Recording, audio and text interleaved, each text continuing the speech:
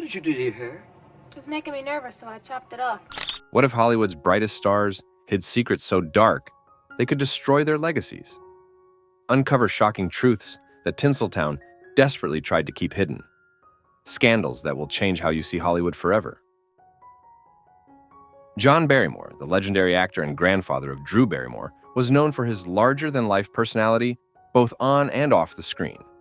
After his death in 1942, a bizarre Hollywood legend emerged. According to actor Errol Flynn, Barrymore's friends stole his corpse from the morgue and brought it back to Flynn's house as a prank. Flynn claimed that when he returned home, he found Barrymore's body propped up in his favorite chair, looking lifeless and ghostly. Flynn was horrified, and the story became one of Hollywood's most infamous pranks. While some believe Flynn exaggerated the story, others, including Barrymore's granddaughter Drew, have confirmed that something similar did happen. Charlie Chaplain, one of the most famous stars of the silent film era, had a troubling history when it came to his relationships with women. Chaplain was notorious for pursuing much younger women, often teenage girls. His first high-profile relationship was with actress Edna Purviance when he was 25 and she was 19. However, Chaplin's romantic pursuits grew more controversial as he aged. At 29, Chaplain married 16-year-old actress Mildred Harris. The marriage ended in divorce, and soon after, Chaplain began a relationship with another teenager, 15-year-old Lita Gray. Chaplain had first met Gray when she was just 6 years old, casting her in his film The Kid. When Gray became pregnant at 16, Chaplain urged her to get an abortion, but she refused. Their marriage produced 2 children, but ended in divorce amid scandal. Chaplin's obsession with younger women continued throughout his life, and at the age of 54, he married 18-year-old Una O'Neill, daughter of playwright Eugene O'Neill. They had 8 children together, and despite the age difference, the marriage lasted until Chaplin's death.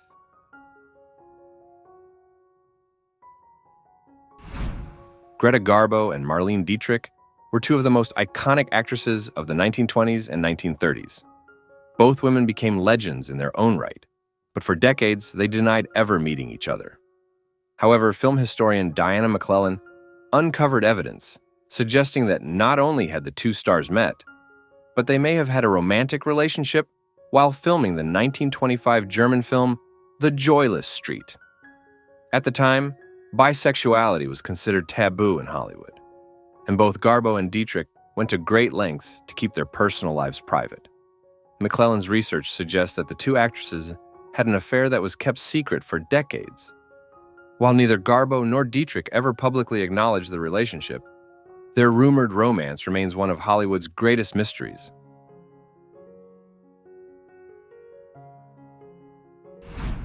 Jackie Coogan was Hollywood's original child star, rising to fame in the silent film era.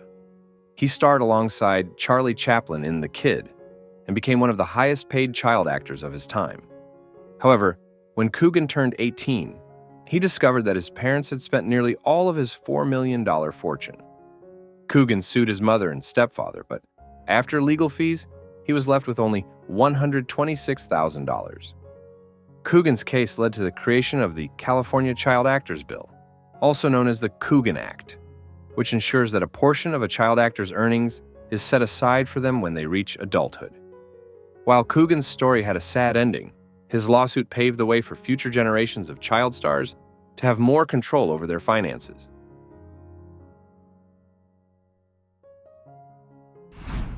Clark Gable, often referred to as the King of Hollywood, was known for his rugged charm and larger-than-life persona. But behind the scenes, he was hiding a major secret. In 1935, while filming The Call of the Wild with Loretta Young, Gable and Young began an affair. The affair resulted in a pregnancy, but at the time, extramarital relationships, especially those resulting in children, were a huge scandal in Hollywood. To avoid public scrutiny, Young went to great lengths to keep the pregnancy a secret. She left the country when she began to show and gave birth to her daughter, Judy, in California. Young placed the baby in an orphanage and later adopted her back, pretending that she had not given birth to the child herself. Gable, who was married at the time, never publicly acknowledged his daughter, and it wasn't until Judy was 31 years old that she discovered the truth about her parentage.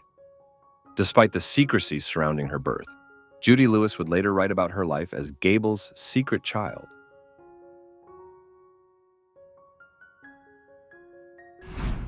Judy Garland's portrayal of Dorothy in The Wizard of Oz made her a worldwide sensation, but behind the scenes, her life was anything but magical. As a child star, Garland was under immense pressure from MGM studio head Louis B. Mayer to maintain a perfect image. She was placed on a strict diet, consisting only of black coffee, chicken soup, and up to 80 cigarettes a day to suppress her appetite. In addition, she was given a cocktail of diet pills and sleeping pills to keep her weight down and maintain a grueling filming schedule. The pressure to stay thin led to lifelong struggles with eating disorders and substance abuse, which ultimately contributed to her death at the age of 47. Garland's tragic downfall highlights the darker side of Hollywood's obsession with image and the toll it takes on its stars. Having watched this far, you probably have a lot of questions in your head, right? Don't hesitate to leave us a positive comment party below the video and write your feelings below.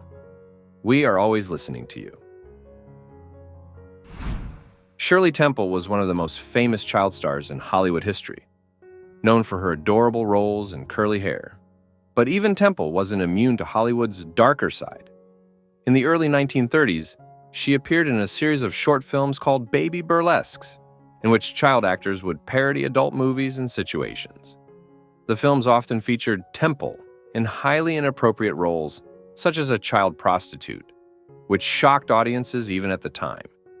In one particularly disturbing short, titled War Babies, Temple's character flirts and trades kisses with boys playing soldiers. The scenes, meant to be comedic, instead came across as exploitative, with Temple dressed in adult-like costumes and performing seductive dances. In her memoir, Temple would later describe the baby burlesques as a cynical exploitation of her innocence, and she criticized the Hollywood system for sexualizing her at such a young age.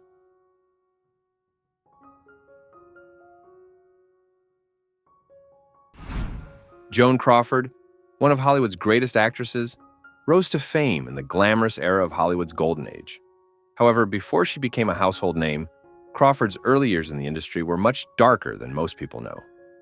Struggling to make ends meet, it is alleged that as a teenager, Crawford appeared in a few pornographic films, including Velvet Lips, The Casting Couch, and The Plumber.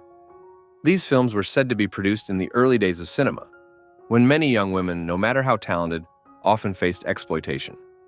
As Crawford's career took off, MGM, the studio that made her one of its biggest stars, allegedly employed a fixer to partner with the mob to erase all traces of these films.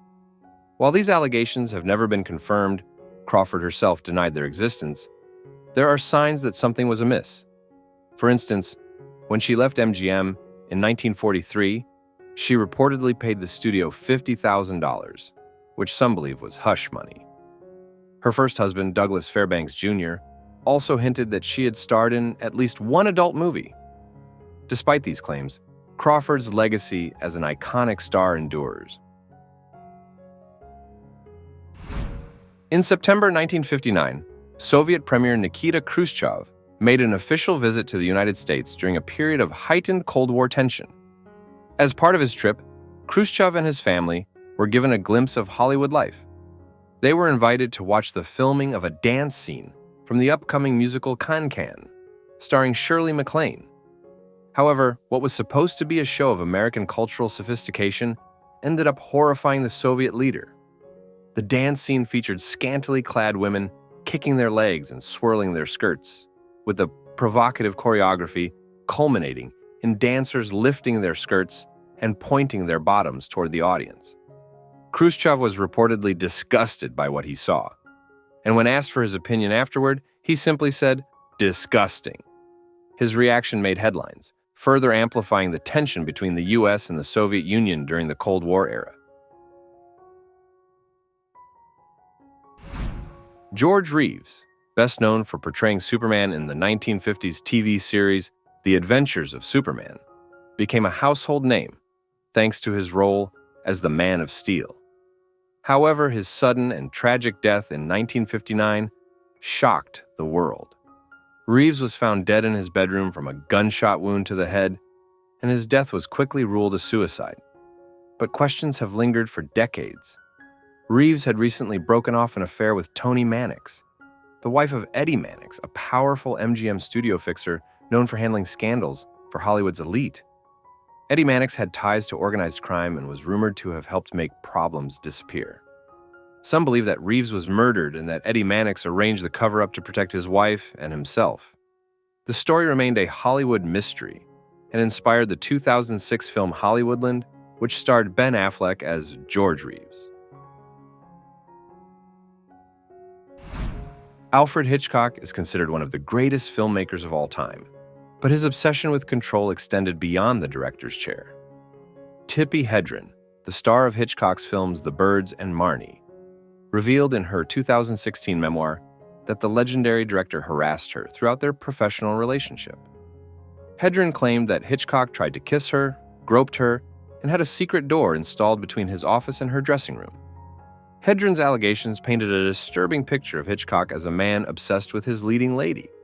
The director's fixation on Hedren was so intense that he reportedly threatened to ruin her career if she refused his advances. Their tumultuous relationship was portrayed in the 2012 film The Girl, which did not show Hitchcock in a favorable light. Hedren's story is a chilling reminder of the power dynamics in Hollywood that have victimized women for decades.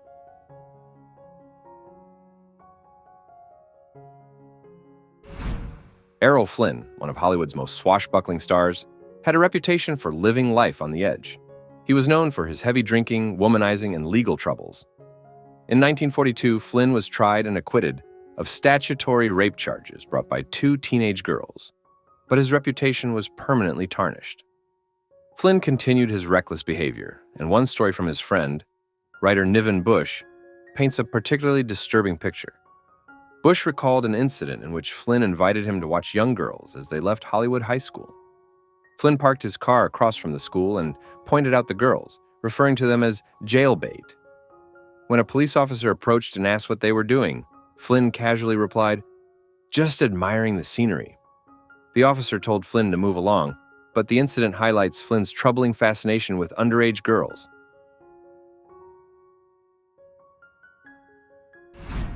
During Hollywood's golden age, studios maintained tight control over every aspect of their stars' lives, especially female stars.